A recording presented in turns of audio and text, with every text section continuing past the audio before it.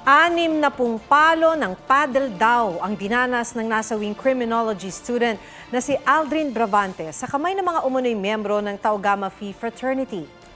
Hawak na ng mga pulis ang isang CCTV footage na kabilang sa mga ebidensyang kaugnay ng paghasing sa kanya. May report si Emil Sumangil.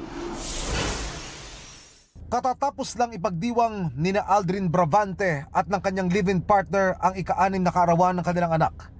Pero ito na pala ang huling pagkakataong buo ang kanilang pamilya. Nasawi si Aldrin matapos sumailalim umano sa initiation rites ng Tau Gamma Phi Fraternity. Sabi ko pa nga lang po sa kanya na patay niya yung papa mo. Sabi niya, ano po, hindi niya po, totoo daw po ba, bakit daw po patay yung papa niya? Bakit sino daw po pumatay sa papa niya? Tingin ng ama ni Aldrin na pilitan lang si Aldrin na sumama sa initiation rites. Wala po kaming dahilan para sumali siya sa ganon kasi gagraduate na po siya. O OJT na po siya. Sa CCTV na hawak ng Quezon City Police District, kita raw ang mga nakamotorsiklong fratmen na kasama sa initiation rites ni Aldrin. Dumating sila sa isang abandonadong gusali sa Barangay Santo Domingo, Quezon City noong Lunes.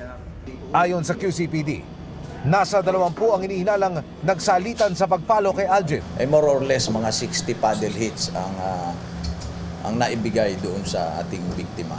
At tama, more or less mga 2 hours yung initiation rites na nangyari. Sa kanyang death certificate, nakasaad na blunt impact injuries in lower extremities ang cause of death ni Aldrin. Sinampahan na ng reklamong paglabag sa Anti-Hazing Act ang 4 na sumukong fratmen na sina Justin Artates, Kyle Michael De Castro, Lexer Manarpias at Mark Leo Andales. Sinusubukan pa rin ng GMA News na makuha ang panig pero kahapon ay tumanggi na silang magbigay ng pakayag. Patuloy naman naming sinisikap na makuha ng panig ang pamunuan ng Tau Gamma Phi Fraternity PCCR chapter pero walang humarap sa amin kanina. Ang eskwela ni Aldrin na Philippine College of Criminology handa raw makipagtulungan sa investigasyon. Yung fraternity po na involved ay hindi po nagpa-recognize sa amin. They will be facing expulsion proceeding.